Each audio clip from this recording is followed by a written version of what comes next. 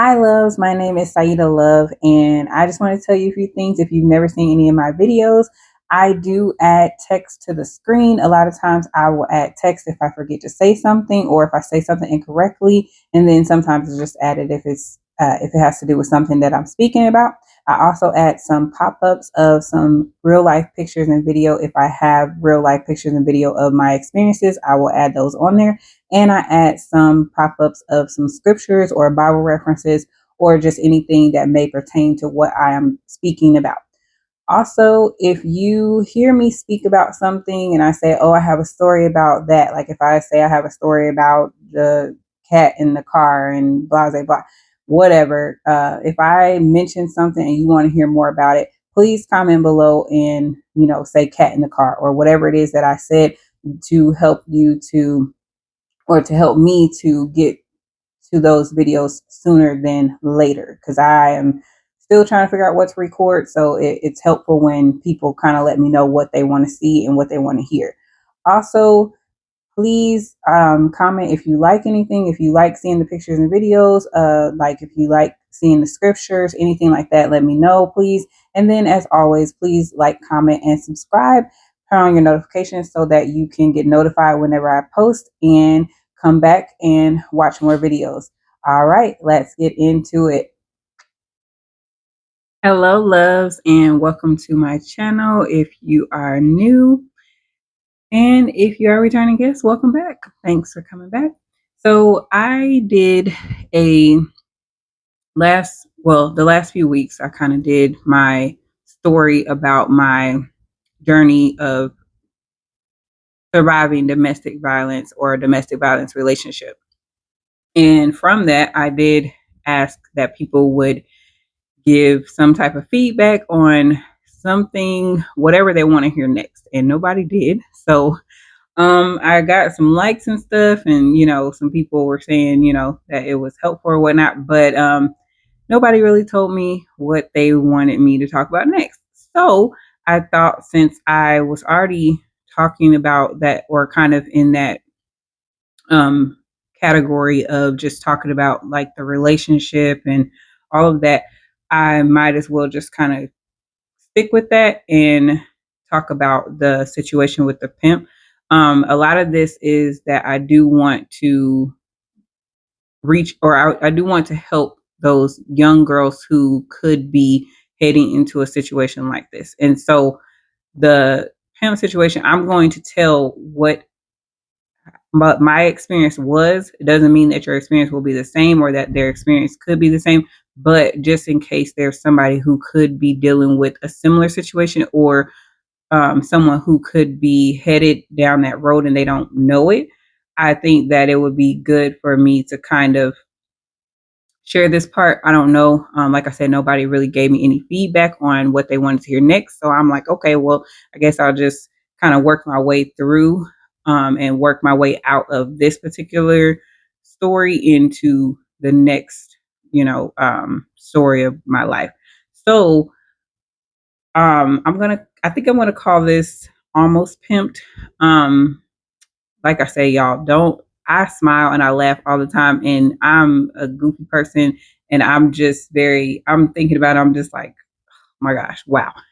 But it's not a funny situation, so I'm trying to be serious. But anyway, I'm gonna call this Almost Pimped. And this is my story of the situations that I encountered with pimps. But then I also will give some tips at the end, like I did on the last video about domestic violence. I'll kind of give some tips to kind of help people to hopefully avoid this type of situation. Or, well, I don't know if I can really help that much with getting out of it because, like I said, I did not actually get pimped, but I was almost pimped. And so I'll offer what I can. This video will be much shorter than the last video because that was just more so of, me. Like I said, I kind of just revisited it. I did not actually go through it in my head and then come on camera and do it. And another reason, even with this, I didn't go through it in my head and then come on camera and say it, because what happened last time, I was trying to think of different stuff that I was going to say. And I started going through the story in my head like midway through when I was recording the videos. And then I thought I said some stuff on video that I didn't say, but I thought about it in my head and I thought I had said it.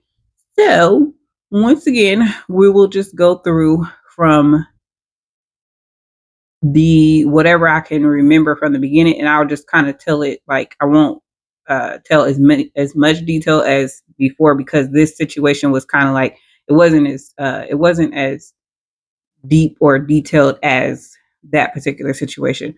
But back in 2008, 2009 or so, I was, if you heard my story, you know, I was in a bad situation. I didn't have money. I didn't have a place to stay. I was, you know, I had got with an abusive guy. I had got out of that relationship, but now he was still keeping my money and everything, and so I really didn't have anywhere to go, or I didn't have a lot of options. I had applied for several jobs, and I wasn't able to get hired at um, any any of the jobs that I applied for. When I left him, I ended up getting laid off from my other job, and so now I'm in a place where I am with this my coworker's mother and I are kind of trying to figure out how to get food and how to get all these different things. And she sort of coerces me into um, going to work for her ex-boyfriend who was a pimp. On the last video, I won't tell all of that because that's in that video. But I did mention that she kind of tricked me into it. She did not say, "Oh, you're going to go down and work for a pimp." Of course, you know, I wouldn't have been like ready to go down and work for a pimp. She said that I could go down there and work, and he would basically like, you know, help. He would allow me to stay with him, and he would pay for my stuff while I was trying to work and get it together or whatever. So he was supposed to be like helping me out, but she didn't mention anything about pimp. And so anyway, I'm going to start with him. I don't remember if there was it might have been a situation before that, but I'm just going to kind of start with him and where I left off with that. And so basically, we go through a couple months of just trying to figure it out, and just, you know, she's kind of training me up like, oh, go talk to this man, you know, flirt with him, you know, do this, do that. And you know, I really honestly just, I don't know. I just thought that you know, she was older, she knew more, you know, I just thought that I could trust her. And so I was just doing what she was telling me to do.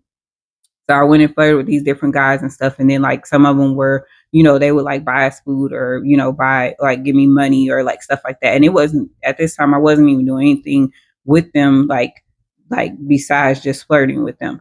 And so from that, it eventually led to me, her ex-boyfriend drove to Wisconsin to pick me up, and we drove down to either Florida or to New Orleans. I think we drove to New Orleans, and that's where his girls were. And then from New Orleans, we drove to Florida.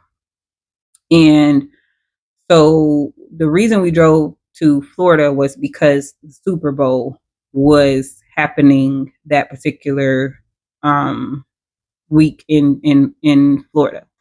And so we went to Tampa, and on the way, you know, he's kind of like talking to me. He's asking me questions and stuff, just, you know, just kind of just having a conversation or whatever. You know, that's a pretty long drive to drive from Wisconsin all the way to New Orleans or whatnot. And so, you know, he just asked me different questions. He's like, oh, you know, and he's very nice. Like, he's not really, you know, saying much himself, but he's just kind of asking me different stuff. And so he ends up, you know, we stop for gas, we stop for food. He's asking me like what kind of jobs and stuff I work and just different stuff like that. And I don't know when I actually I think on the way, I kind of sensed like, wait a minute, like something is a little off here. At first, you know, I'm just thinking like he's cool, like, she made it seem like they were still good friends, and like they were just, like I was just, like I said, going down, like he was going to basically allow me to stay with him. And I know that sounds like kind of dumb anyway, because it's like, well, why would you just go stay with a random person you don't know? But at the time, it was like I didn't have many options. And so I was like, okay, well, if he'll allow me to stay with him, and then, I can try to work and get some money or whatever, not knowing that the work that he was wanting me to do was out here with men or whatever. So anyway, on the way, I think I just kind of, maybe from talking to him, or maybe my discernment kicked in. I don't know what happened, but I was just kind of like, something is off. And so anyway, we continued down there, and then I think he took me in to he took me into the hotel. They had like a hotel suite type of thing, and it had multiple rooms in the hotel. It was kind of like an apartment, but it had like multiple rooms in the hotel. And so he was like, "Oh yeah, I want you to meet." I don't even know. He never like really said like my girls, like as far as like them working for them, but like I met them, and I might have, like, once I started talking to them and stuff, then I was like, oh snap, like, whoa. So y'all out here like sleeping with, like, this is real life, like, because I think it was about 5 or 6 of them. And we, at first I was just kind of like, I don't know, the whole thing was kind of shocking, but it was kind of like I kind of had seen and heard about stuff before, but this is my first actual like real encounter with an actual pimp who was like, it's not my first encounter, but it was like the first closest like that I've been to, like, oh wow, like I'm down here to actually work and get out here and like make money for him. And so we ended up, they had a dog, and I was like playing with the dog and stuff, and we were smoking weed, of course, because that's what was going on in my life at that time. We were drinking, we were partying, and so he provided us, with all the weed and all the drinks, and he also took us to the store. And what I, it was a shock for me, everything, because when we went to the store, he would he either stayed in the car or he would come in. So he took us to the hair store, and so they're all excited. We all excited. We go inside, and he's just like, get whatever you want, so we can get, hair, lashes, whatever it is that we were looking for. And then we all go and put it on the counter, and then he comes in and he either like pays, or he asks one, the main girl or whoever, um, and then she'll give the money. But I think most of the time he held on to all the money. And this is where, the whole pimp situation was just not going to work for me in the first place, because I just could not understand. Like, wait, hold on. So you saying that you want me to go and sleep with somebody, but I have to give you all my money? Like, I'm the one who went out here, but I have to give you all my money? Like, I just did not understand that. So I was just like, as I was like just kind of there, I'm just like, what in the world, and like, what have I got myself into? And then I called the woman, my coworker's mother, and she's just like, oh, just do what he says, like he's gonna take care of you, don't even worry about it, whatever. And so I'm just like, because I'm just like, well, why didn't you, tell me that like this was what the situation was?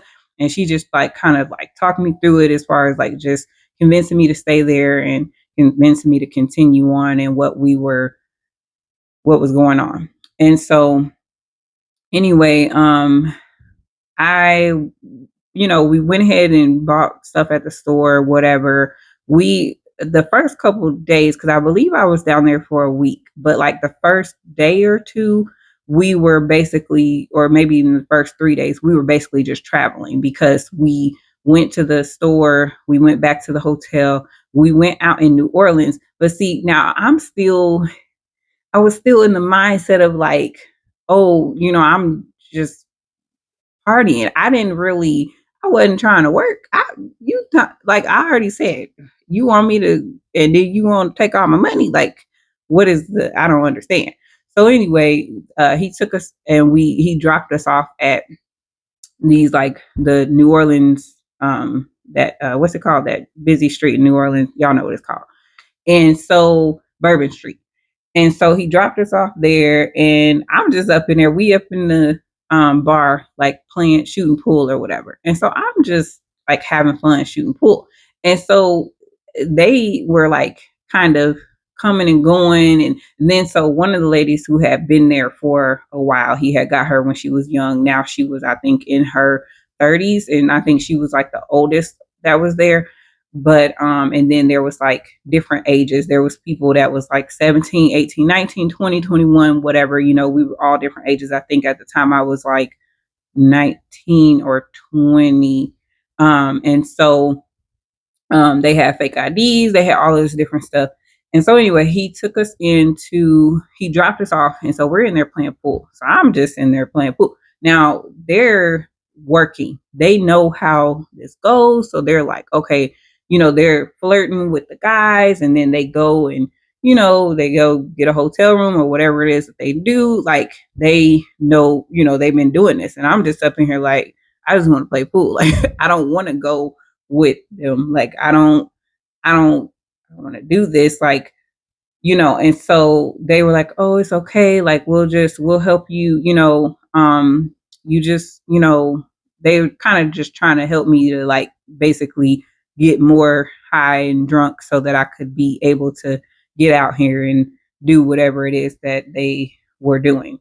And so I kind of just hung out in the bar, and I remember him, I think, riding by, because you could see when you look out you could see you could see the street or whatever. And I don't know if I remember him like riding by or walking by, but he was like checking on us to like see what was going on. And he was like watching to see like who we walk out with and stuff, because, a pimp is there mainly like for protection. And that's part of the reason why you give them your money, is because it's like they're protecting you from if somebody was to beat you up or try to rape you or something like that. But I still wasn't feeling it. So anyway, we hung out. I didn't really I think that night I just kind of was just having fun. And then so we went another night, and he was kind of getting upset because he's like, okay, y'all need to basically, he started getting on to, I think, two of the ones that have been there for a while. Cause he's like, you need to show her the ropes. Like she need to get out here and make some money, whatever. And so I'm just like, like, so um, we end up going to, we end up going to Tampa, and we get to Florida. The Super Bowl weekend is going. I still don't know what I'm doing. Oh, before we went to Tampa, we he switched me out. So there was this client that would come back to these particular girls often, and they had their own clients. And so the clients were paying, 500, 1,000, whatever the case was. And so they were like, they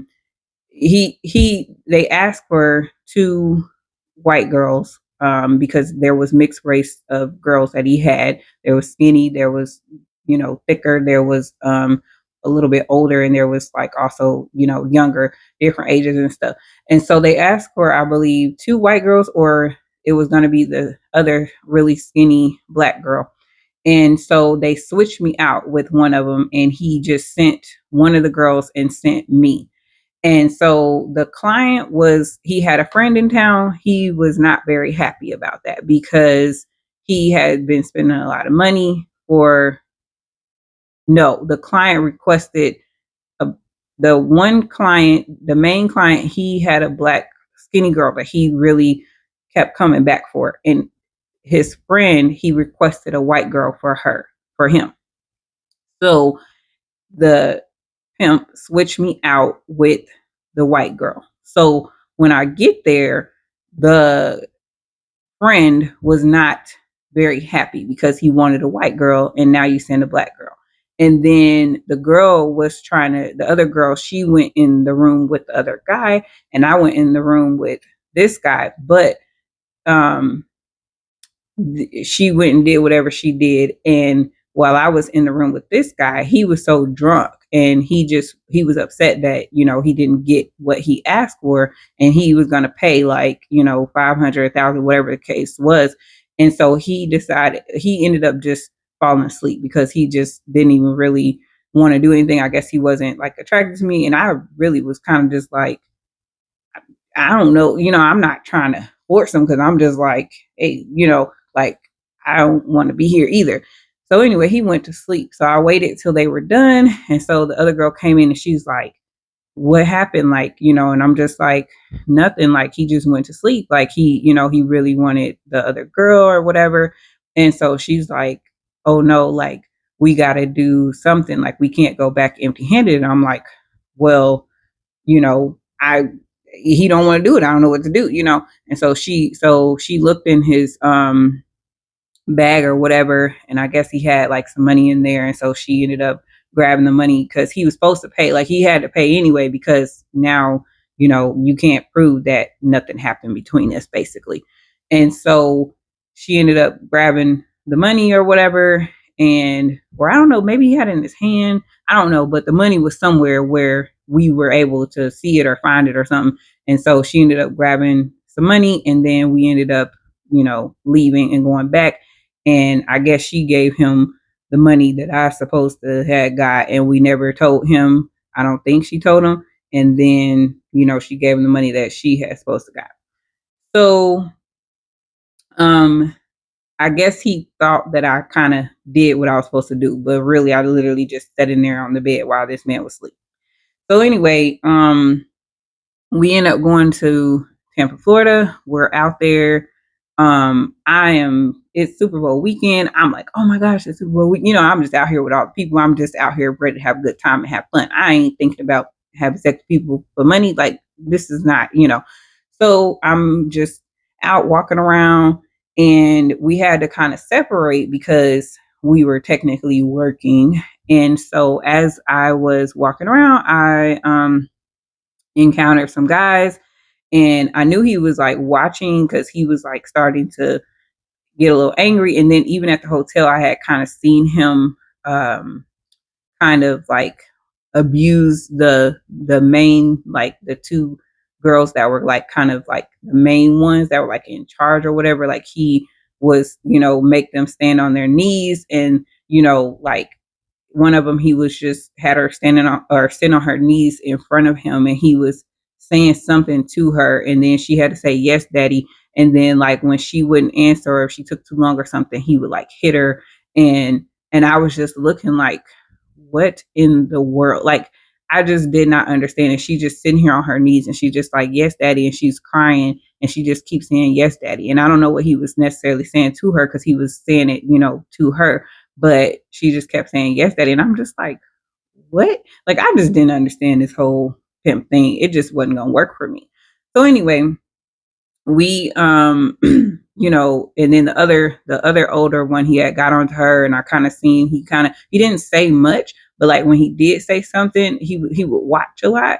And then like when he did say something, it was like they get up and move, and it was like people were like scared of him. And so I'm like, oh gosh, like, what have I gotten myself into? Because this man ain't gonna be beating on me. And, like, I just got out of a situation, and I'm just like, oh my gosh.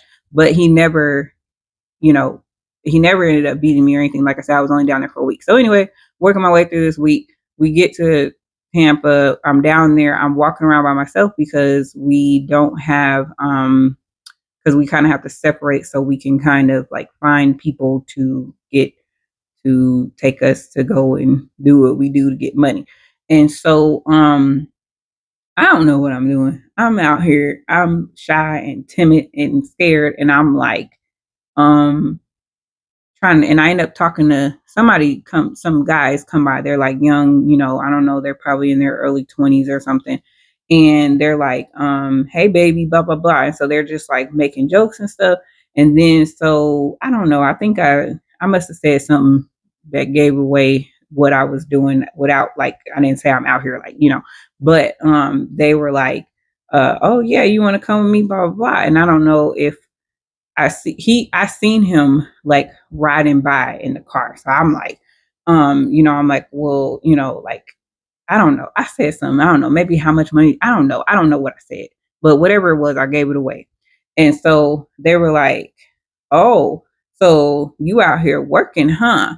And then so they started like making jokes and they're like, oh, she's working, da da da. Like, and then so they just started like surrounding me and like taunting me. And I'm like walking away and I'm just like, please, like go away. Like he's like sitting here in the truck, like watching me, like he's riding by because he sees them talking to me. But like you can't talk to people for a long time because if you talk to them for a long time, you gotta get it to the room or else they can't be talking to you.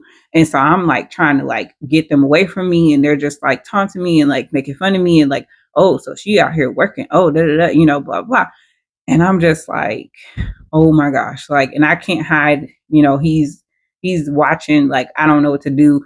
And so I think I eventually just kind of like walked further down the block.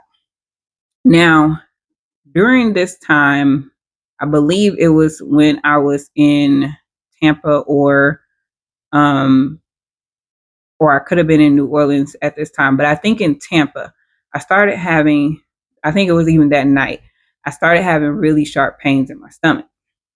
And so I was like, I don't feel good. And I started feeling really nauseous. And I was like, I don't feel good. And he was like, basically like annoyed because he's just like, whatever, you ain't making money, like you just don't want to work or whatever. And I'm just like, I don't feel good. Like, I don't know my stomach. And I mean, like, it was really, really sharp pains in my stomach. And so, um, in Tampa, of course, I didn't make any money. I didn't know what I was doing. I didn't do very good. So I think we was only there for about a day or two for Super Bowl or however long Super Bowl is. And then we returned back to New Orleans. So we made the drive. So a lot of it was us driving. Now also when I went down to when I heard we was going to Super Bowl, I completely misunderstood the assignment because I was excited. Like, oh, we're going to Super Bowl. Yay, we get to go, to the Super Bowl. We get to go in and see the game. And, so that was my mindset. Me not realizing that we ain't finna see the inside of the stadium. We aren't finna see the game at all. We're going to work. We're going to work the crowd. Like there's so many people that are sex trafficked and stuff that were like out there that like at the time I didn't realize it, but like now looking back, I'm like, wow, whoa, they were working too, other people. And so there was a lot of people that like we came down there because they knew people would be looking for these type of services while they're out enjoying Super Bowl. And I was just like, oh, yay, we get to go to Super Bowl. No, you don't get to go to Super Bowl. You get to go and work the streets out by Super Bowl. So anyway, at some point we I can tell he's mad, but he doesn't really he doesn't say much to me. He keeps having the two main girls or whatever, speak to me. And he's having other girls like they're supposed to kind of like train me and help me. And he's just like, but I could tell he's kind of angry. And so or like I would say disappointed, and kind of just, I guess kind of like he held back, like he never, touched me or anything like that, but he just was like, I guess he was trying to see if I was gonna be a good fit, and I wasn't. So anyway, we get back, I believe we get back to New Orleans, or it could have been while we were still in Florida. I'm having these really, really, really bad stomach pains. Like, I mean, sharp stomach pains that just came out of nowhere. Like, I was fine. And then now, like, these couple days while I'm in New Orleans and Florida, I'm having severe stomach pains. And so like I said, he just thinks I'm just trying to get out of it. Like I just don't want to work, whatever. And the girls are just like, you gotta get out here. You gotta, make some money, like, whatever. And I'm just like, I'm serious. Like my stomach is hurting so bad. It was like such sharp pains. So I remember one point I was in New Orleans because I remember that we had parked the car outside of the bar because we went back to the same bars and stuff when we got back to New Orleans. And so we parked the car. He also had another car that they could drive. The senior girls could, drive or whatever. And so we had parked the car because we drove up on our own because of course you're not gonna pull up and all get out of the car and he's sit, so we drove up on our own. And so I went and sat in the car because I was like, my stomach is hurting so bad. And so I sat in the car for like a few hours while they were, in and out of the bar and doing whatever they were doing. And so he got mad about that too, because he's just like, okay, like what's going on? Like she needs to get out. She needs to be making some money. I'm just like, I'm really in pain. Like I really think I need to go to the hospital. Like I'm really in pain. So eventually, somehow, I end up um, going to the hospital. He drops me off at the hospital, and he just leaves me there. He won't let any of the girls come in with me. Nothing. But I think it was like pain to where I was like having trouble walking too. Like I was just like I was in really really bad pain. I was not faking it. So I went into the hospital and I stayed in there for a few hours, and it was really the grace of God. But oh gosh. Oh, I hate telling all this information, but it was the grace of God, because had this not happened, I would have probably ended up staying down there longer, and he probably would have got to me. But because this happened, I was able to leave. It was the grace of God. Um, so I got tested for, like, they tested me for all kinds of stuff, did x-rays, all of that different stuff. And actually I think that was in Tampa. I think I remember bills from Tampa. But anyway, they tested me for all of this stuff, and they're just like, okay, we're not, I don't think they told me that night what was going on. They I don't remember for sure, but I know that eventually I got my results of what was happening. And what happened was that I had gotten chlamydia a few months or weeks prior, because at this point it had caused an infection, because I had it for a while and I didn't know it. And so anyway, that's a lot to say on camera for everybody to hear. But anyway, I had gotten chlamydia. I had it for a while. So the pain was still bad. I think they might have gave me some kind of medicine. I don't know if they told me that night. Maybe they gave me some medicine, but I remember getting a letter in the mail that said that I had it, because at the now I know I was down here supposedly working and doing what I was supposed to do, but I actually had gotten chlamydia from my boyfriend. So I was talking to this other guy, and I had actually gotten it from him. I didn't sleep with anybody while I was there, and I hadn't been sleep with anybody else besides him. And so I actually ended up getting it from him. He had been messing with somebody else. So yeah. So anyway, I didn't know that I had got it from him. So I remember us getting into a fight about it some weeks later when I get the letter in the mail. But anyway, this is a different boyfriend, not the abusive one. This is after the abusive relationship or whatever.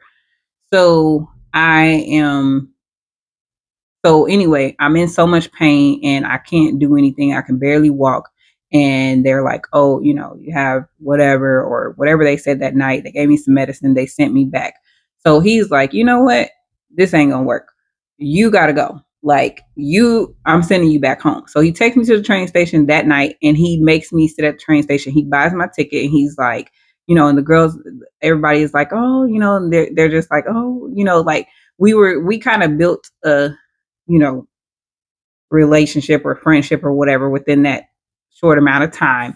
And so it was kind of sad to see, me go, and all of that. But at the same time, I was kind of like happy, because I was just like, not happy that I had chlamydia, but at the same time, I was kind of like, okay, I get to go back. And at the time, I'm still not really noticing that this is the Lord working things out for me. But I'm just like, okay, I get to get from down here. Good. So I just remember being really sad and talked to the girls, and we all kind of were just like sad, and then just like petting the dog bye bye, and he just didn't want me to like touch the dog anymore. Like it was a lot.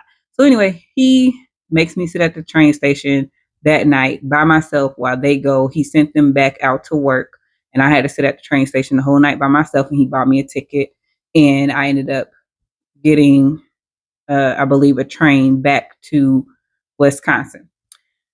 So when I get back to Wisconsin, of course, the pimp mom is furious because now this is on her because she recruited me and it did not work out right. And so now he's mad and he's just like, what is this? Who is this that you sent me? Like, no. And so he's like, you owe me. And I think he told her that she owed him money, but he also told me that I owe him, like, I think it was like $850 because it was like the money for the gas to get down there, the food that I ate while I was on the way, the food that I ate while I was down there, and then it was also the train ticket to get back. Now I had to pay for the hospital bills on my own because it was in my name anyway, and he dropped me off, so there was no, he didn't have to pay for those. But for whatever the hair store, the beauty supply store, whatever he bought me while I was there, he calculated it all. He was like, "You owe me like $850," and so I was like, how am I supposed to pay $850? And, I had gave him whatever I had got from the other, guy or whatever. And like, it was something because he searched your stuff. He, like, nothing was private. Like, everything was out in the open for him. Like, there was no privacy, there was no independence, there was no nothing because, like, everybody had to submit to him.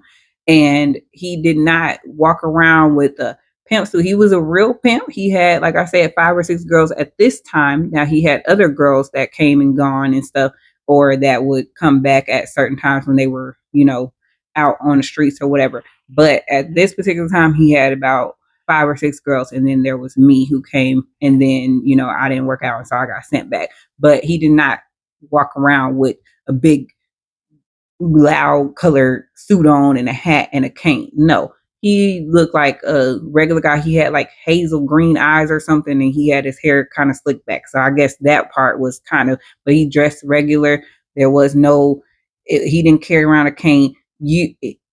People didn't know unless they know. You know what I'm saying? So anyway, I go back. He says I owe him $850. I'm like, how am I supposed to pay that? So now she's mad at me, and she's like, you screwed me over. And and I guess she was like telling me that I owe, like, I need to make some money or whatever. So she tried to set me up with some people there because now I kind of know what's going on. And now she's like, okay, well, you need to make this money back because you owe him, and he's saying I owe him, and blah blah blah. And so she tried to set me up with some people there in town, like some men who had came through town. They was talking about doing some stuff that I was like, what? You want me to do what? It wasn't even having sex. It was golden shower, which is peeing on the person. And that's how they ejaculate. It's just gross. Like, it was a lot of stuff that it wasn't even like having sex. It was like other stuff that people was wanting to do that was like, what? You want me to do what? And I was like, no, I don't want to, like, ew. Why would you? No judgment to, but look, it got crazy. So I was just like, so at this time, I'm kind of, trying to get away from her too. But I'm like, like, I don't really know the streets. Like, I'm in an area where I don't really know. I'm learning a whole bunch of stuff that I ain't never learned. It was just a mess. So anyway, we at some point I end up, I'm gonna kind of tell this all, it's kind of gonna all sync together because it kind of all happened around the same time because of the environment I was in and the mindset and all that stuff. So at some point I do, start having regular clients who are in the area who are wanting regular sexual favors, not the golden showers and that weird stuff. I wasn't with that. But the regular sexual stuff, yes, I did start doing that because I was trying to get some money. I'm like, okay, I gotta eat, I gotta whatever. So, okay, so I just want to clarify real quick that yes, I did have 3 clients. I was not out there like, I know this story is about, pimping and all that stuff, but I was not successful as a streetwalker, thank God. I was not on the street sleeping with these guys and sleeping with random guys, how you see in movies and how you hear about. I had 3 people who I did things with. Not all of them were sex, only one of them we had sex, and we did nothing else but have sex. And they didn't even start off as that type of relationship. He just started kind of giving me money just to kind of, look out for me or whatever. And then another guy, which one of them was in a wheelchair. And so he was paralyzed from the waist down. I never actually seen, touched, felt anything from him at all. He would actually use toys on me, and he would pay for that because he was too embarrassed to allow me to see him um, in his state. And then there was another guy, who we never actually had sex. He actually used to actually pay me to go down on me. And I know it's like very graphic and stuff, but I'm just trying to be transparent on what was actually happening. But he never wanted me to do anything to him, and he never wanted to have sex, but he actually paid me to do me. And I thought that was weird, but I ain't gonna argue with him. But one thing, you can think like, oh well, that sounds good, like you don't have to pay, I don't have to do anything. He's just doing it for me and he's paying me. But the thing is, like, you can't protect against sexual demons. So regardless of whatever kind of sexual things that you're doing, you still can transfer sexual demons the same way you can transfer sexual STDs. You can protect with a condom from an STD, but you can't protect from a demon. And so this is still not a good thing to be doing. I'm not passing judgment. I just wanted to like clarify that yes, I had 3 clients that were regulars, and it wasn't even like I was with them all the time. I wasn't with them every day. I wasn't with them back to back. I wasn't with them at the same time. It was like, here and there I would do what I had to do with these people. And also, I want you to think about, people might be feeling like some type of way, like, oh, that's disgusting. Da, da, da. If you've ever gotten anything and you've had sex with somebody and they went and took you out to eat, got you a car, bought you purses and shoes and all this other stuff, it's the same thing. And then if you wasn't getting anything, think about it. You had sex and you got nothing. And now where are those people at? Are you married to them? Are you still with them? So, you know what I'm saying? I just wanted to clarify and, let's try not to pass judgment because I'm trying to be honest. And this is, like I said, to help people who need to know what really was going on. I started doing that. And then there was a strip club on the corner. So like the house it was literally like a block away.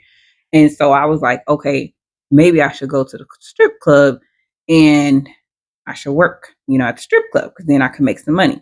And so I went to the strip club, and I actually, at some point, I was applying for strip clubs back to back to back. Like I went to several different strip clubs and I could not get hired. And it's so crazy, but like now I see the grace of God in this.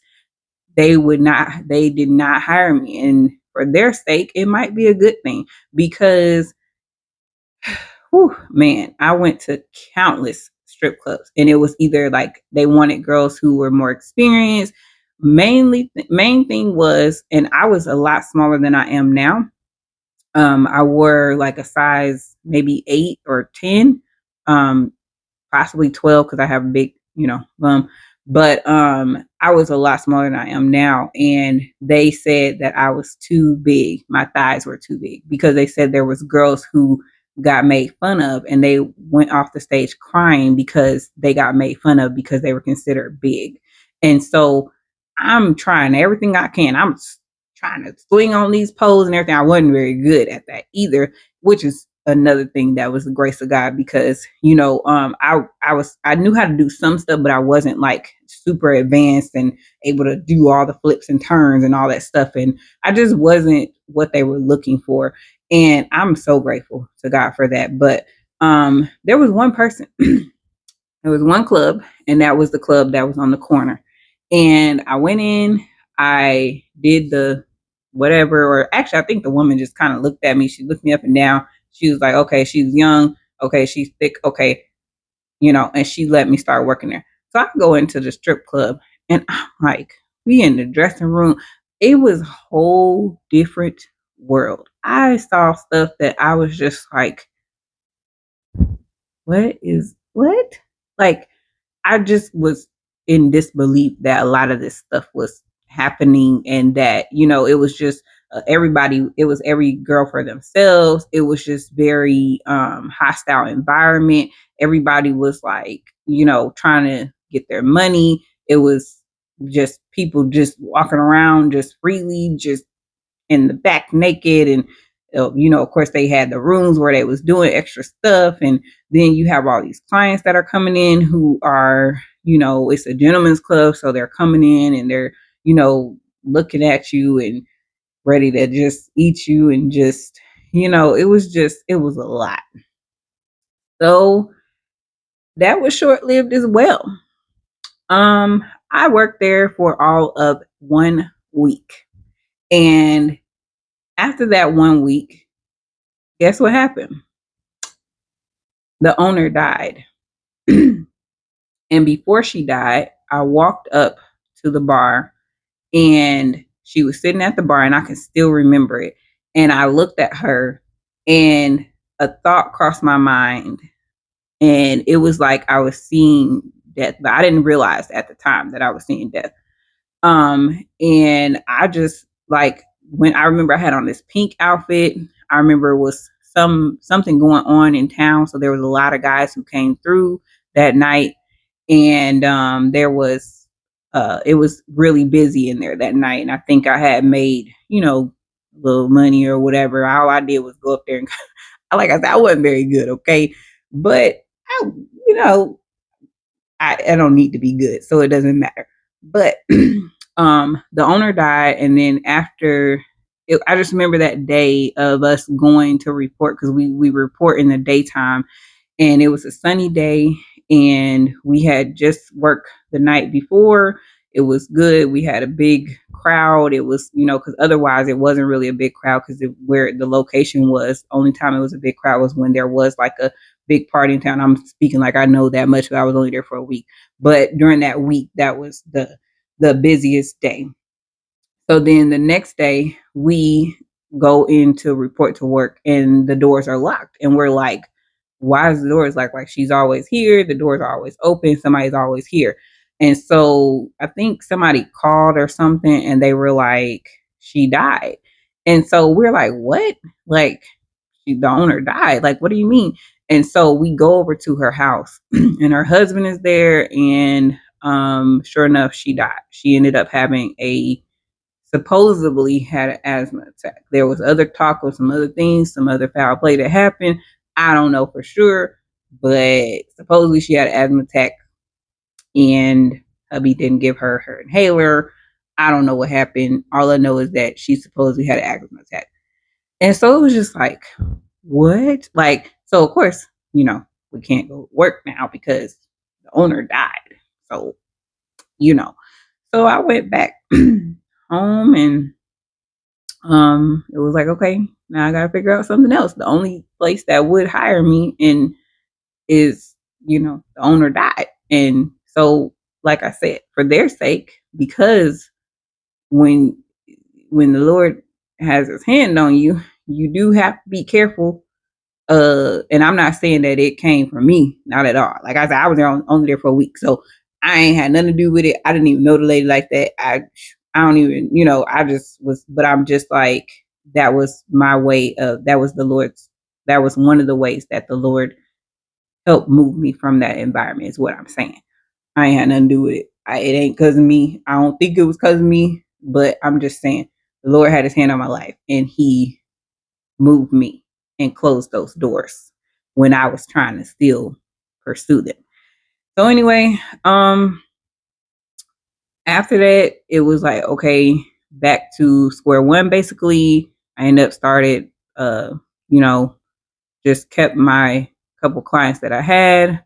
And then I met some, but I did meet some pimps from that experience, from that week of being there. And I was exchanging numbers from people because, this is the lifestyle and you're trying to get somebody who will, basically help you and take care of you and, pay you money or whatnot. And so there was a couple guys that kept contact with me and they wanted to kind of like pimp me, but like nobody's walking up to you like, oh, I'm a pimp. You want to work for me? No. Like they're coming up to you and they're talking to you. They're not in, of course, you can tell if they're in these big pimp suits and walking around. That's a pimp. No, these guys look like regular guys. And the only way I found out that they were pimps is when I actually started to talk to them and engage with them. And then it was like outside of that, it's like they would say certain things or be like, okay, well, I'll buy this, this, and this for you. I have a house for you. Like they was offering me, one of them offered me like a place in Chicago. He was gonna pay for my place. I was gonna have a place on my own in Chicago. I was in Wisconsin at this time in Milwaukee, but he was gonna take me to Chicago. He was gonna pay for my place on my own, and he was going to basically send me clients, and then I had to basically report to him, and I couldn't have anybody in I couldn't bring them to the actual place. And he was going to pay for everything. I wouldn't have to pay for nothing. He was going to pay for everything that I needed and provide everything for me. And all I had to do was basically work the clients that he said to work. And that was more on the escort level. It wasn't like I was going to be out on the streets walking around doing it. It was like the escort level where he was going to send me to the clients to basically work because they were making more money. So anyway, I politely declined because it was scary. I'm just like, I don't understand how y'all think I'm finna sleep with somebody and I'm finna give you my money. I just did all the work. Like, it just didn't work for me.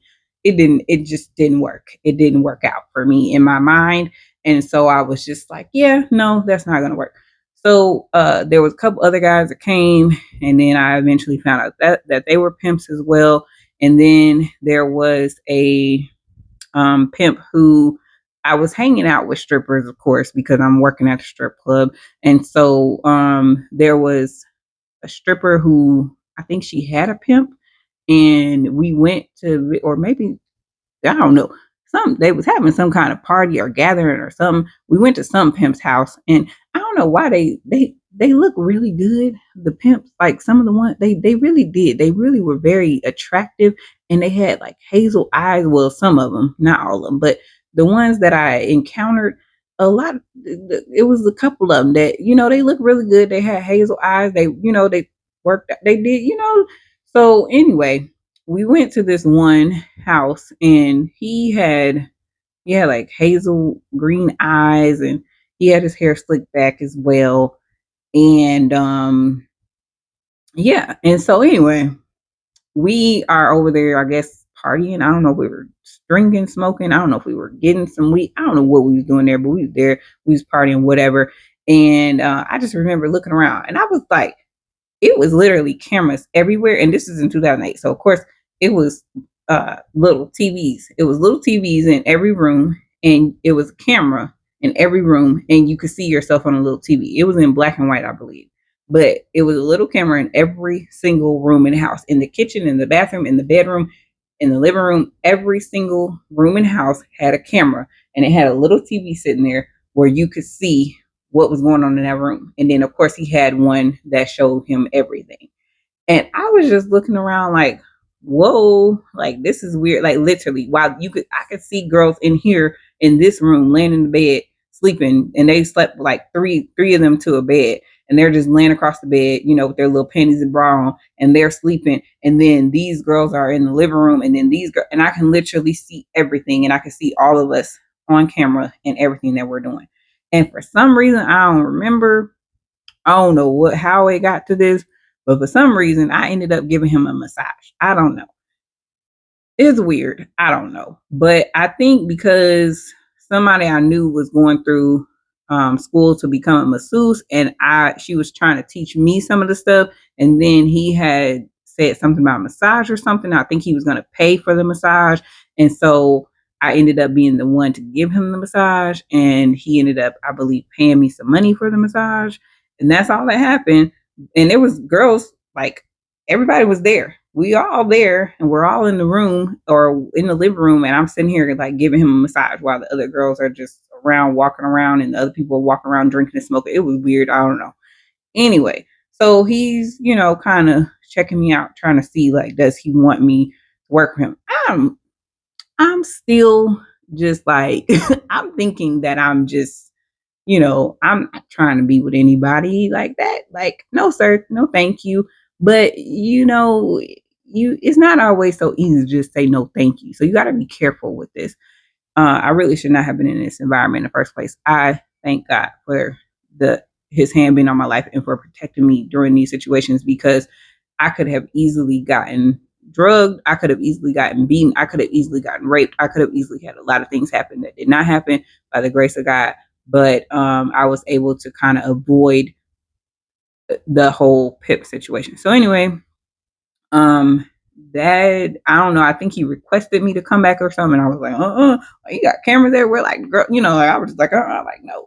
So, and then from then on, I just kind of encountered more. I was kind of dancing I wasn't, I was started doing private parties now. So like when people had like a party or something, they wanted strippers to come. That's like a popular thing up there. I don't know why, but when they wanted strippers to come, I would just come and I would dance. And so I did a couple private parties for like, I don't know, bachelor parties or something, I guess, or I think I did a Christmas party and like stuff like that.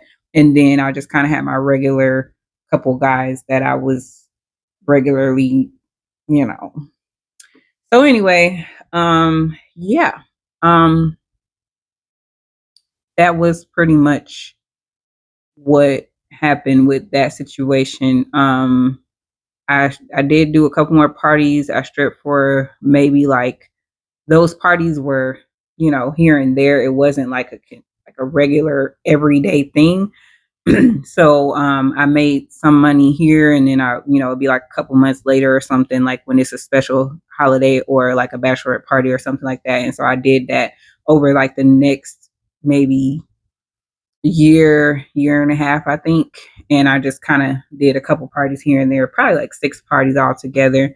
And then and then within that time I met somebody and I kind of ended up getting out of that lifestyle because I started dating this guy and then I ended up getting some jobs. So, not gonna go into that right now because that ain't about this. The whole situation was about the pimps. I did kind of take down some notes. So also with the pimp mother, she also kind of set me up in another way. Um she was upset about the whole situation about me not making money and it made her look bad and all that. And then she owed him money as well. And it kind of messed up her connect with him because he's like, why you send me this girl? Like she ain't worth, she ain't making no money, whatever. So she also had me, well, I bought a car from her other daughter's boyfriend. And basically um, I bought the car, I think, while I was still actually working. And then he was basically he was messing up the car even worse under the hood. And he was charging me money for it. And so actually, I think this is how I ended up trusting her in the first place. I think they kind of set it up, but I don't know for sure. But he was basically jacking the car worse. And he was like, oh, I need money for this. I need money for that. And he was getting parts from the junkyard, but he was actually jacking the car worse. And so eventually she came and she was like, don't give him any more money. Like he's taking the money and he's putting it in his pocket and he's jacking the car up even worse. And so she told me about it. And so I guess that's kind of like, I think that's how I ended up starting to trust her in the first place. Cause I thought she was looking out for me when really she was just, trying to work me. So anyway, then, later, of course, when it comes to like doing other unethical things, she had somebody prepare like my yearly income or whatever. And then I guess he put something on there or something and then got more money back. But then he ended up taking like the majority of my money and then he ended up paying her and stuff like that. But anyway, I don't do any of those unethical things anymore. So that's what happened. I know it's not pretty. I know it's very bad. And it's very embarrassing, but it is what it happened. And this is, I want to tell this stuff, like I said, because this is, if I would have known this stuff and if I would have really like realized, okay, wait, I knew something wasn't right, but if I would have realized, okay, this is a pimp, you don't talk to him, don't entertain him. Like, no, you are playing with fire right now. If I would have known that, if I would have known she was a pimp mother, if I would have known these different things, then of course I would not have, you know, even entertained any of that because that wasn't what, I was trying to do. And like I said, thank God that they never ended up drugging me because there's a lot of them that do drug girls. They will, shoot them up with needles. They'll lace their weed. I'm sitting up here smoking weed and drinking. They could have easily roofied me. They could have easily laced my weed. They could have easily beat me into submission. They could have easily kidnapped me. They could have easily raped me. It could have been a lot of different things that could have happened that, thank God, did not happen. But anyway, so I'm just kind of gonna go and segue into some things. So when you're in these type of environments, I was not, I didn't go looking for the pimp. I didn't go looking for this type of environment. But at the time, I was in a bad place where I felt like I didn't have many choices. And I just remember even being younger in high school, and I remember hearing about a friend who had actually who had moved away and who was stripping. And I thought, me and my other friend, we talked about it. We were just like, oh my gosh, like there's so many other things you could do. Like I would never strip. Why would I strip? Or why would I ever have somebody pay me for, to have sex with them? Like you can always get a job. You can always find something else. You can always do this. You can always do that. Be careful what you say and be careful who you judge, because not it was a few years later that I forgot that I said this, but my mindset at the time, both of our mindset was like, I would never strip. I would never have anybody pay me for money. And me and that other friend, we both ended up having someone pay us for money, pay us for sex, not money, but pay us money for sex. We both ended up having that happen later on in our life. And so I did think at the time, like, oh, there's always something else you can do. When I say I applied at every job every day, I was going to college, I was applying at jobs. I had my resume coming from where I came from. It was easy to get a job. I worked 3 jobs while I was I worked 2 jobs and went to high school. I graduated and I was working. So like it was easy there. I came from a small town. When I came here, like I said in my other video, it could have been that this was a lot of the way that the enemy set it up so that I kind of fell into these things and doing these things. But then also, it was like, it did not matter how much applications I put in. It did not matter how much I did. I did not get hired. I put in for restaurants. I put in for offices. I put in for all different type of jobs. I even put in at the school, at the college that I was going to. I put in resumes and applications. I filled out applications I had a stack of applications like this big of different applications that for different places. And I just sat there and I just filled them out. And I even went and got extra ones and I just filled, and I mean, I was not getting hired. And it came to the point where, like, when I got that job at the warehouse, now I got laid off. Now I'm putting in applications again. I'm not getting hired. So it's like, I'm to the point where I literally have no food. I barely have a place to stay. I'm sleeping on the couch in a 1 bedroom with another lady that's sleeping on the couch across from me, a little 2-seater, a little love seat couch that we were sleeping on.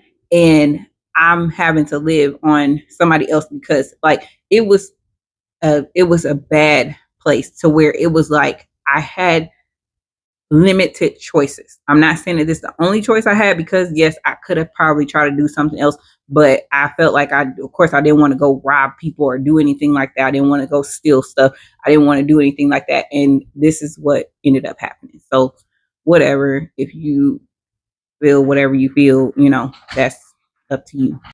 I also didn't want to get with a guy and go through the same type of situation that I had just come out of a few months prior with the domestic violence.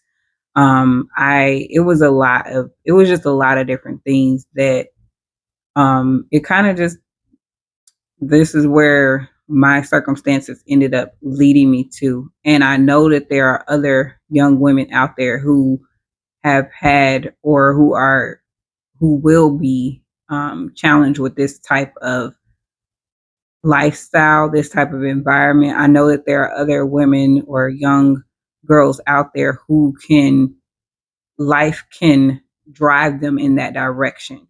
A lot of times these guys they're looking for girls who are runaways, girls who don't have parents that care about them, girls who are out trying to be grown, trying to be fast. Oh, I don't want to listen to my parents. Girls who don't have money, who aren't very street smart, who come from, who are orphans or who don't have parents to take care of them, whose parents are on drugs, whose parents who are the parents are beating them or the parents are neglecting them, people that have already went through a tremendous amount of trauma. I haven't gotten into that part of my story yet, but there's when you really hear my story, you will see how I was led into this particular type of environment and this particular type of situation. There was a lot of things that I went through before getting here. I did not have a silver spoon in my mouth growing up. So this is something that, like, if you're, a young woman who is out here, there these older people, like I said, it was a pimp mother. There's women who are trained to train the next girls, who they will convince them to come into this type of lifestyle, and they'll trick them into thinking that it's something more or something different than what it is, and then they'll get you in there and get you hooked. They're like, oh, I'll help pay for this. I'll help take care of you. Oh, don't worry. They're giving you stuff. They're paying for stuff for you. They're offering you stuff. And then it's like all this stuff, you're acquiring debt with them and you don't even realize it. And it can happen with the pimp mother, or it can even happen with the pimp themselves, or just a guy who is trying to be controlling and stuff. So this is why I'm sharing my experience, because like I said, had I known, it might have been different. I might have made different choices had I known, because I really was playing with fire and I did not know it. So anyway, like I said, they like to choose girls who are in an underprivileged type of environment, who come from a bad background, or who think that they just can get out there and make money and do whatever they want. They don't have to listen to their parents. They don't have any guidance. They don't have any things like that. So be careful and be aware of that, because even though he's offering you a place to stay, or he's offering you food, or she's offering you, a place to stay and food and stuff like that, they're just grooming you to get you trapped, and now you owe them and now you have to pay them back. So also, I would say, be careful with, a lot of times they will offer you everything. They'll be like, oh, yeah, you can drink, they'll buy you food, they'll take you out on these nice, extravagant dates and stuff. Even the girls, and some of the girls will be the same age. Some of them will be looking like a regular girl who's just out here. Some of them are going to be the strippers that you encounter at the strip club, or just girls who are out here who have been through or been in this type of lifestyle. And a lot of times they're not just going to tell you. They're going to be like, oh, I know a way you can make some money, or I'll pay for this stuff for you. And then now it's like you didn't ate and you didn't did all this stuff. They fatten you up like the fattened calf, and then they're like, okay, Yeah, you owe me money. So now you have to work for me and you have to do this and this and this to to pay off your debt. Um, a lot of times, even with that, with the guy, the pimp, he paid for, so the one of the girls who had been there for a long time, she did have a child. I believe it was not his child, but she had a child. They'll look to see, like, do you have children? They try to find out your history, like, where did you come from? Do you have family? Do you have anybody looking for you? Like, basically they're going to try to do whatever they can to, like, find out as much as they can so that they can be able to have control over you. And so she had a child, and what he did was he paid her mother. He sent her mother checks every month to pay for this child as if the child was his. And so the money that he was paying for this child was actually, the mom is looking for this money to pay the rent or whatever bills that she needs to pay. And he's submitting this like a basically like a child payment or whatever. And now the girl is getting more entrapped because now she has to work off this debt. Everything that he's paying, she has to continue to work for him because he's paying for her family to do this. And he was paying more than what it might have been more than the bill. Like, he was probably sending them a couple thousand a month. It wasn't like it was just like, oh, she made 1,000, I'm going to send him. No, like, she owes more than what he's actually sending. It's like doubling it. Like, let's say he's sending, 5,000. Now she owes 10,000. She has to work off this debt till she gets to 10,000. And then now he's sending more money. So, like, they'll even do stuff like that. Well, they'll send it to your family members and be like, oh yeah, oh, your mom needs help with paying this bill. Oh, y'all need help to get your sister this or whatever. And then they'll pay for that stuff. And then now you're indebted to them. So you also have to be careful with that as well. Like, be careful with them offering you stuff. Be careful with them with taking stuff from them. Also, be careful with taking the drugs and stuff that they offer you, because some of them will actually shoot you up with drugs on purpose so that you can get hooked. I have heard and I know of people where I've heard many stories and seen a lot of different things, and they will actually take, whatever kind of drugs, like strong, heroin, cocaine, different things like that. They will inject it in people and they will make them high so that now you have an addiction, and then you'll keep coming back. A lot of them will rape people, a lot of them will beat people, a lot of them will make people submit. Like I said, they'll pull you in, and then it's like, oh, everything's great. Oh, they're paying for me. Oh, he likes me, blah, blah, blah. And then now it's like, oh, now the tables turn. It's time for you to get out here and work. And now you don't want to work. Okay, they'll beat you and they'll drug you so that you will have to work. So anyway, the be careful with the even with weed and with the drinks and stuff, because it's very easy to roofie somebody. It's very easy to lace the weed with, it's like, oh yeah, we get to smoke, da, da, da, and they'll lace the weed with different stuff so that now you get hooked on harder drugs because they laced it. So even be careful with stuff like that, because I was just out here like, oh, all willy nilly. Oh yeah, we get to smoke weed. Oh yeah, we get to drink. Oh yeah, we get to party. And I could have easily, got laced or, anything like that. They often will, like, I mentioned in my other video, they will try to also hold your identification. So, like, if you have any important documents, birth certificates, cards, money, you have to pay them all of your money. You have no control over your money. They will keep all of your money that you make. You have to come and give it to them.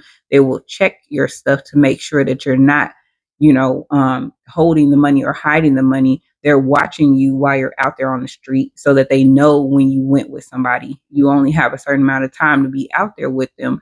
It's very, there's no privacy, like I said, and then they'll keep your identification because now they know that you can't just go make some money and go buy a ticket and go to wherever else you want to go to try to get away from them. So they're going to make sure that they keep your identification. So you got to be careful with that too. As I mentioned on my other video, if you can, just like try not to even take that stuff around them. If you have, a lot of us have to carry around our ID, like our driver's license or a state ID. So have one or the other with them. If you have both, only take one with you that you have to have on a regular basis. The other stuff, birth certificate, social security card, do try your best not to allow them to get access to that stuff. Try to keep that stuff somewhere with a family member, somewhere in a safe box, somewhere where they cannot get a hold of it if you can, because once they get that information, then you're just more and more in debt, because now how can you get away? They got your password, they got your ID, they got all of this different stuff. You're not it, They make it almost impossible for you to get away. So just be very careful with that. A lot of them, another selling point for a lot of them too, is that they want people who they will offer you protection. So, like a lot of people, of course, they don't want a pimp, but if you're out here on the streets, like I said, anything can happen. Somebody can come up and drug you, they can rape you, they can beat you, they can kidnap you, all kinds of stuff can happen. And so, when you have a pimp in place, if a John is what they call it sometimes, or if a guy comes up and he decides that he doesn't want to pay you the money, and like let's say y'all already did whatever you do or whatever, and he takes his money back or he doesn't want to pay you the money, well then the pimp is going to step in and he's going to get the money from him, beat him up, or, whatever the case is. It's really like a form of protection. So some people will willingly, go for it because they're like, okay, I need the protection. But a lot, or the majority of people, I feel like, kind of get sucked into it from kind of falling into that trap of like, oh, they start taking the girls out. They don't look like pimps. They look like attractive guys or just whatever. I don't know. All of them probably aren't attractive, but they just look like a guy. And he's taking the girls out. He has a lot of money. He's doing this and doing that. And then like there's a lot of girls around him. The girls aren't going to look like they're just going out to work the streets. It's like a lot of it can look attractive because it's like, okay, oh, he got money, or he's in control, or just different things like that. And then sometimes, like a lot of them, most of the ones I met them by themselves. I never ended up meeting their girls. I never ended up meeting or seeing their girls. I knew that they were pimping because we ended up having a conversation and it kind of went and took a turn and got to that. But like, and then I was like, whoa, hold on, oh, this is a pimp, like, oh my gosh, like what, you know? And so, but a lot of it was like, you're not going to always know, because a lot of times it's going to look like an attractive guy who's out, and then he comes up and he tries to talk to you just like any other guy, and he's, flirting with you, and then he's like, oh yeah, let me take you out to eat, let me, and they'll go buy you a dress and buy you some hair weave or buy you whatever, and then they'll give you gifts and like different things like this. And all of this is basically you signing a contract, because you're basically accepting this stuff from them. And now they're like, okay, remember when I gave you that gift on our first date? Remember when I took you here? Remember when I paid for this? Remember when I did that? Well, you owe me this much money. And then it's like they already know that you can't afford to pay them back. And so now it's like, oh, well, I know a way that you can pay me back. So it's very important to pay attention to this type of stuff when you are out here on in areas. I don't really know how to say to watch the type of area.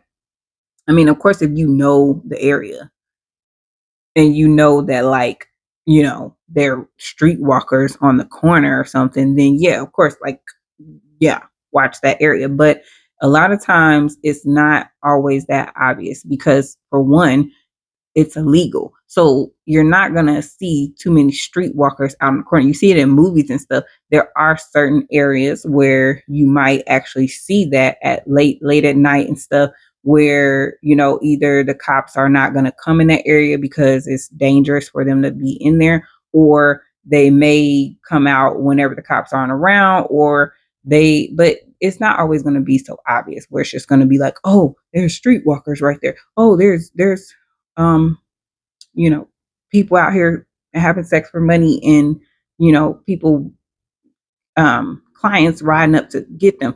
And then even, there's also situations where people, you got to be careful with that too, because a situation that happened with one of the girls that I had went out with, we, on that very first night when I met the guy who was being abusive, um, I ended up going with the guy who turned out to be a narcissist and turned out to be very abusive and controlling. One of the girls ended up getting in a car with a really nice, handsome guy, and he was, you know, he ended up, he looked like a normal guy that kind of just came up and was speaking to her about whatever.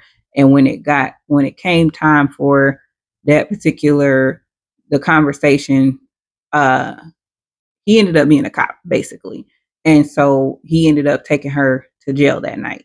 And I ended up going with this guy who ended up being controlling. And then the other girls, they went wherever they went. And this is like us. We didn't necessarily go out to like walk the streets to really pick up people. We went out, we were at a party, and we went out and we were drunk and we were out late and we were like out hanging out and stuff.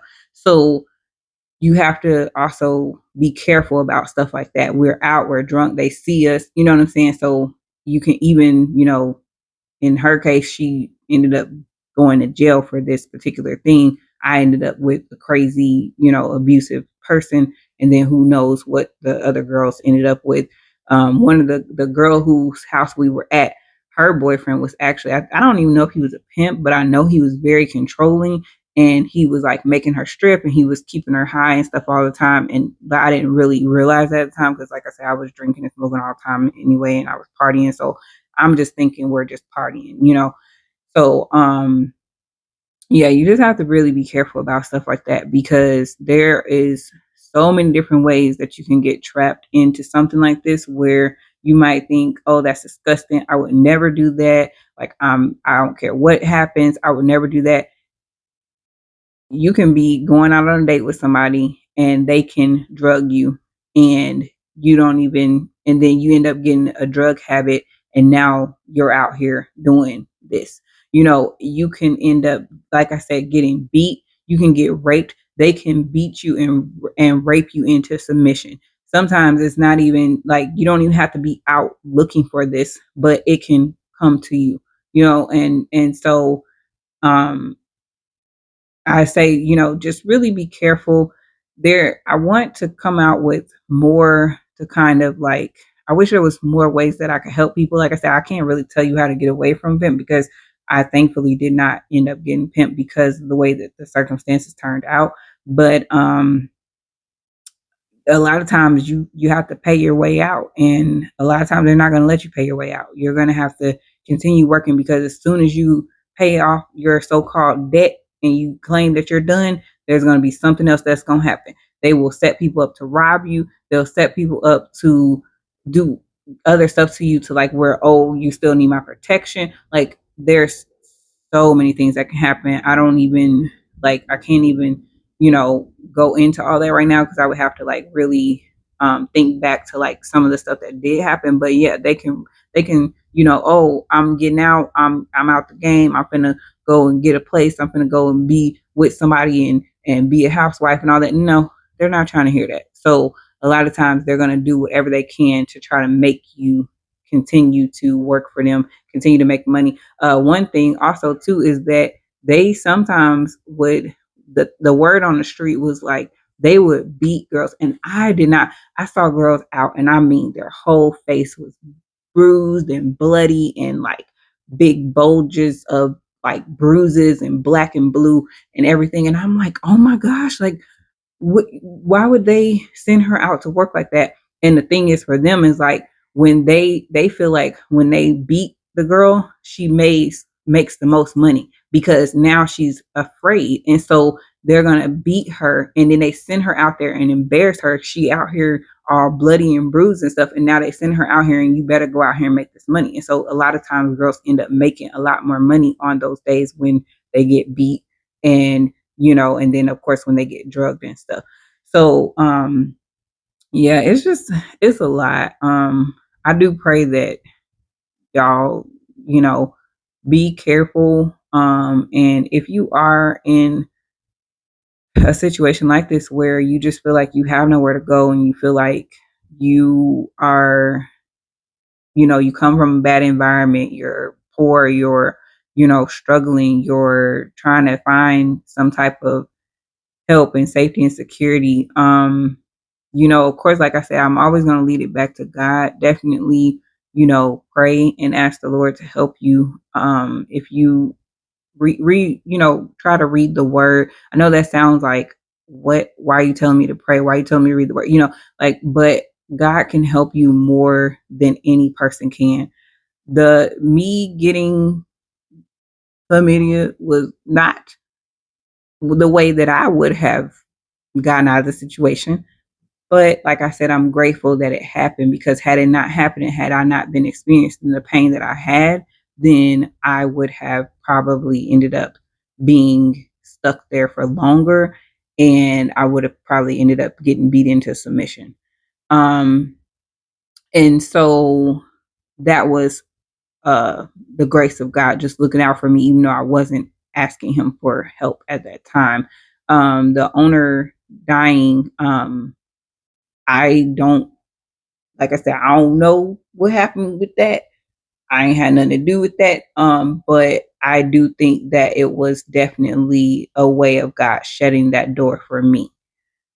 Um, I don't know how to say that in a good way, because it's like she died, but you know what I'm saying? But like, I don't know. I know that that was God shutting that door for me, because that was the only place that would hire me. And then now, a week later, the owner passes away, and now the place is closed. And so that door is closed.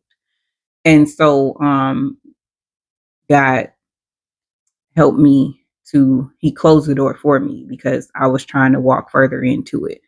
Um, So yeah, I would have to really, like, I guess, kind of think of more stuff that I could really say. I don't know. Like, I mean, I feel like if people kind of ask questions or something, I could probably have a better idea of like some things that I could kind of like say that would be helpful. But I just definitely say, like, if you are, out there and you're struggling, like, really, like, get to know the Lord. The Lord knows you, He loves you, He cares for you, and He can change your life. He can save you. You do not have to go through this stuff. He can provide a way out. There are other choices that are not stripping and, selling your body for money and working off debt in these different type of places and stealing and different things like that. Um, I feel like if I would have had a better relationship with God at the time, then maybe I could have, prayed and asked the Lord to show me a different option, to provide a different option for me. And I probably would not have even been in that situation if I really had a relationship with God at the time, because I would not have been thinking that way. I would have been thinking a whole different way, and so definitely pray. Definitely, you don't, even if you don't know the Lord, you can look up the prayer of salvation on your phone.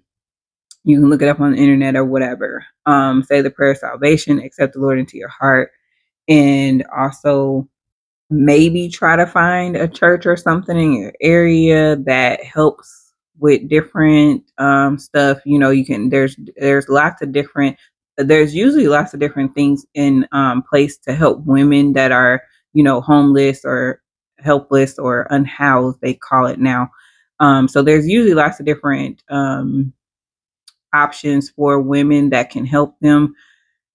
Be careful though, because a lot of sometimes there's bad people at those places too. There's a lot of underground operations going on.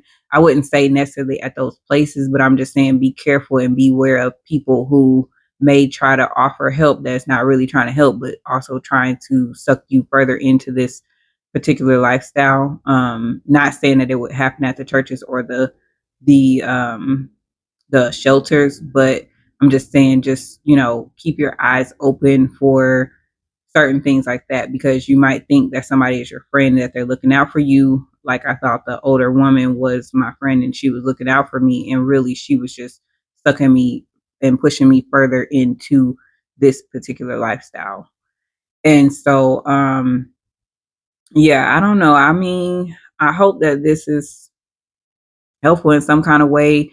I would also say, like I said, for there's the option of like you can look into different programs like Job Corps. A lot of Job Corps will accept women, or even guys. They accept men and women who are um, teenagers, I believe, all the way up to, I want to say 24, but I could be wrong. You have to look up that yourself. But they will provide room and board. When I went to Job Corps, I actually moved away and I stayed on campus. They provided room and board. I was able to get a certification or a technical, because I think they have like technical certifications and stuff like welding and like business administration and like just different things like that.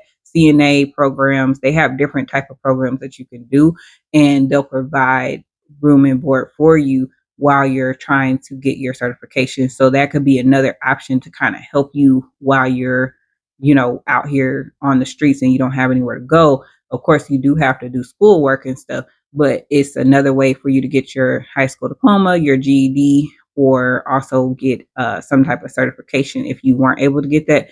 I had finished high school and I graduated on time and everything like that.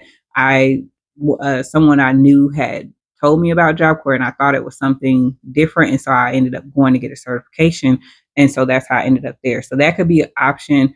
Look into other options as well, like getting into like different programs that will offer. Like right now I'm a flight attendant. At the time, I've always wanted to be a flight attendant since I was younger, but at the time I wasn't thinking about being a flight attendant. But one of the things about being a flight attendant is that, yes, like I said, you still have to go to school. You're still going to this training, but they do provide room and board for you. So while you go to this training, you're staying on campus, and sometimes they provide food for you, or they'll provide a stipend, or they'll provide certain things for you, or you can like try to get food stamps or something, or different thing. When I went through, at the time I did have food stamps. This was years ago. I've been a flight attendant for several years now. So at that time I had food stamps. I don't have no more, but at that time I did have food stamps, and that helped me to buy my food. And then they provided a place for us to sleep while we went to class and we did our training. And that was for it can be like anywhere from a month to like 2 months, where you can go to this training and they'll provide room and board for you. And then now, once you get out, you have a job. So you can. So, just a disclaimer, I am not affiliated with any airlines. I do not represent any airlines. I do not represent the other programs that I'm mentioning. All of this is strictly my personal experience and ideas that I have thought of or that I've come to find out about that can help people who are in these situations. This is all strictly to help anyone who could be struggling or in an underprivileged type of situation, or who may just need another idea of something that they can do to help them to better themselves. So I'm not affiliated with, this is not representing my airline or any other airline. Any information that I offer is going to be basic information about the airline or the program that I'm offering. And it's stuff that I look up on my own or stuff that I've done my research on to find, but I do not represent any airline whatsoever, and I do not represent any of these programs. They are not affiliated with these videos. Also, I can include an email. I know that some of these are sensitive subjects. People are probably embarrassed to talk about them. I'm embarrassed to talk about them. So if it's something that someone needs to reach out to me personally, I can include an email. If you put email in the comments, I can send you an email where you can personally contact me, or I can possibly maybe add an email down below so that you can write those personal questions if you don't want to ask on here, this will be the best option to actually put it in the comments so that other people can answer as well as I can, because they might have an answer that I don't have, or they might be able to get back to you quicker than I can. So, and then there's other people that are probably struggling with the same thing or wanting to know the same answer to the same question that you have. So it's helpful whenever people put it down there. But I do understand that it is some people are too embarrassed, or it's a private situation, or it's a safety issue or something like that. So I can also include an email if you're interested in that. Just put email in the comments, and then I can give you an email, or check down below and there might already be an email added to the video that you can email specifically for questions and different things like this.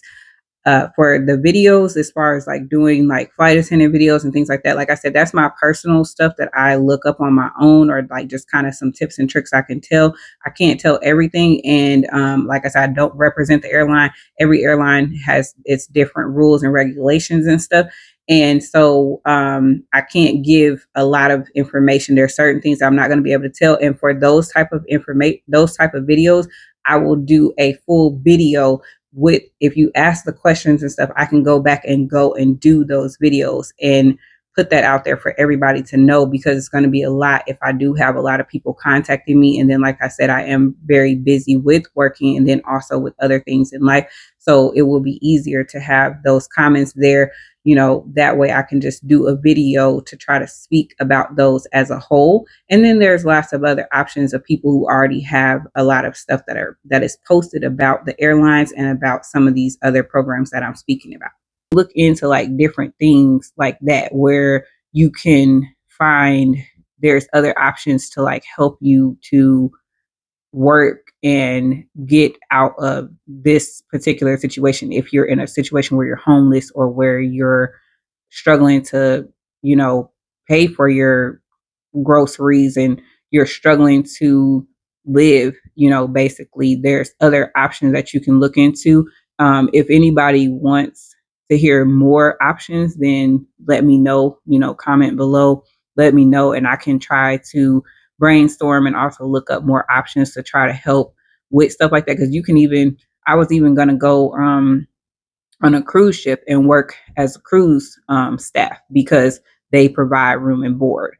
So it's lots of different things that you can do if like you're in a situation where you don't have anything, you don't have anywhere to go, and you don't have any money and food, and you're not able to find a job, and just different things like that. So if anybody would like that, like I said, just comment below and I can kind of, start researching and trying to find different methods and different things like that. If anybody else who's listening to this video, if you know of something, please share that information with people so that they can think of other options that, because right now this might be what's in their face. It's like, oh, let me go strip because these girls are making money and I can make money. And then also with strip, it depends. Just the same as you can get a waitress job, and some waitress jobs you can make a whole bunch of money, and some waitress jobs you don't barely make no money. I've worked as a waitress, I worked as a stripper. Trust me, I had jobs as a waitress where I barely made no money. I literally made $21 one day as a waitress working 8 hours, and that was $21 in tips. And then we had to pay tip out. So, yes, it depends. Some places stripping, I wasn't making no money like that. Okay, there are some girls that can make a whole bunch of money, and then it depends. And then sometimes you're gonna get paid, on Saturday night or something. You might get, I think I got like 250 or something, but like, what is that? That's gone just like that, especially when you're using this to pay bills. It depends on where you work. It depends on where you live. It depends on how good you are. It depends on lots of different factors on if you can make money and how you can make money stripping. A lot of people segue into other things. They start going in the back room, and now they're getting paid to do sexual favors for people. So it's not, yeah, they might be making $1,000 or $5,000, but then half of that, or the majority of that, they made in that back room doing sexual favors. They didn't make that on the pole. So it just depends on where you're working, and lots of different things that it depends on if you can make, or if you will make money. So anyway, like I was saying, if you're interested in more options of different things you can do outside of that, if you're having trouble getting a job, if you're having trouble and you're in a situation like I was in, then comment below and I'll try to add some more of that. And then other people who hear this video, hopefully they will also comment and add some other options that people can do. You can, a lot of times, depending on your age, you can go to school, you can go to college. And I know it's like, oh, I have to work. If I go do this job, or if I go do that, or if I go to, I have to work. Yes, you have to work. You can't, I mean, you can, but do you really want somebody to take care of you? Because if you want somebody to take care of you, then you're signing up for what they say goes. When I had that mindset of like, I want somebody to take care of me and I want somebody to do this for me, I was signing up to say, okay, this is your house, this is your money. I'm signing up for what you say goes. If they're the one taking care of me, just like when your mom and daddy was taking care, you don't run the house, they do. So do it. It's better to do it yourself. You know what I'm saying? Because then you have your own money. You have your own, you're making it on your own. And when you're working for it, you tend to appreciate it more than when somebody gives it to you. Do you really want to be in a loveless relationship? Do you really want to be in a relationship where you're getting abused and you're getting taken advantage of and you're getting used and you're getting controlled? Do you really want that? Just for somebody to pay your bills for you or to take care of you? Like, no, like get out here and try to do it yourself. And I know a lot of people are trying. I tried. Trust me, even after this, I was working and ended up homeless and sleeping in my car for several months. This is years later. So I understand. Sometimes it's just hard. Sometimes things are just not working out. But at least, I would say I would encourage you to try, because you don't want to end up in a situation where you're being controlled by a pimp or being controlled by a man, an abusive man, or you're any of this kind of stuff. And even if you have kids, and it don't matter how smart you are, it don't matter how pretty you are. First of all, like, love yourself. But if you don't, it does not matter. Don't think, oh, well, I'm not smart enough to get a job, I'm not pretty enough to get this and that. No, like, you can do it. And this is where we have to realize who God says we are. We are created in his image. He created us. You are fearfully and wonderfully made. And you can do all things through Christ who strengthens you. And so that's where faith comes in, and where going to God and praying to him, that's where that comes in. Because people are able to do things that they were not qualified for, and that they never thought they could do, because of the grace of God, or because of God providing that for them. So anyway, um, yeah, I guess that's all I'm gonna say right now, because like I said, I didn't want to make this one super long. This is the complete video for this right now. Please like, comment, subscribe. Also, let me know if any of this is helpful. Let me know if you've experienced anything like this. Let me know if you even like look back and you like, you know what, like, that was a pimp that I was talking to, and like at the time you didn't know it, but like, I don't think I'm the only one. At the time I didn't know it, I didn't realize it, but then as I'm looking back now, I'm like, wow, I was actually like in a pool of sharks, a pool of pimps, and did not even realize it at the time. And just let me know. Like, I ain't the only one. Let me know if it helps you. Let me know if you want to know more tips and stuff. And hopefully, come back and hear more videos and hear more about uh my life, because it has been a journey to get here, and it has been crazy. It has been a lot of trauma. It has been tumultuous. It sounds unreal, a lot of it, especially seeing where I am now. But this is all the grace of God, that I'm here, that I'm in my right mind, that I have a sound mind, that I'm working and doing. Like, I'm a completely different person than where I was before. It's all by the grace of God. And so yeah, like, that's pretty much all I could really think of to say, because I just wanted to kind of I wanted to kind of talk about this situation, since I was already talking, I already mentioned it in my other video, and then I can like kind of work my way into other stuff. And I am telling my personal story before I'm giving tips and stuff on this because I do want to help people, but I'm telling my personal story so that you can like kind of understand the mindset. You can understand, you can know what to look for. Um you can I don't know if anybody can relate to this kind of stuff. And so I'm like, if I tell my story of like what I actually experienced and what was happening at this time, then I hope it gives you a clearer view of what I'm saying when I'm trying to tell you the tips to help you to avoid this type of situation. And then also I am basically telling my testimony of how the Lord has saved me, how he has redeemed me, how he has renewed me, how he has cleansed me. I don't even want to get emotional right now, but I'm basically telling, my testimony because it does not matter where you are. When you hear more of my story, I have been through a lot more than this. And this is prior to this situation happening. This is after this situation happened. I've been through a lot more other different things. And when you hear this and you see me now, you see that like it does not matter what you are going through. God can save you. He can heal you. He can deliver you. He can change you. He can give you so much more than he can give you a better life than what you've endured. I've been through a lot. I'm telling you, like if you stick around, I'm gonna tell more stuff. I've been through a lot. And some of it happened to me. It wasn't something that I chose. Like I said, I grew up in foster care. I have had people with drug addiction in my family. I've been raped. I've been molested. It's been all kinds of different things that have happened. And this stuff happened when I was a child. This stuff happened when I was growing up. This is kind of what led up to me kind of taking the road that I took because I didn't know. I won't say I didn't know any better, but I didn't know anything else. But right now, the person who I am is not the person who I was then. And it's all because the Lord has shown me a different way. And he's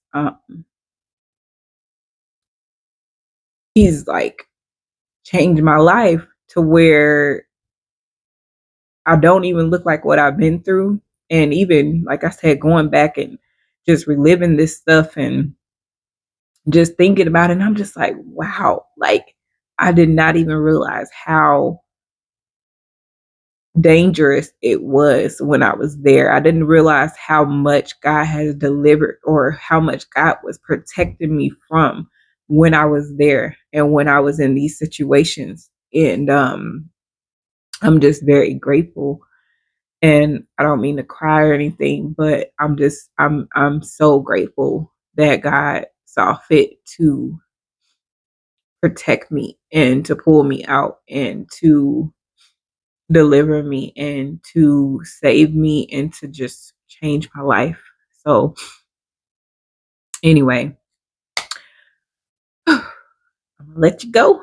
Please, y'all. Can y'all please push the like button. Please, if anything help you, push the like button. Please comment and let me know if I'm not the only person. Okay. Please comment and tell other people some things, some options of things that they can do that can help them if they're in a situation like this. And please come back and here's some more stories. And like I said, if I ever mention anything that you want to hear, just go ahead and comment so that I can do that video sooner than later. Okay. Anyway, thank you for tuning in. Bye, loves.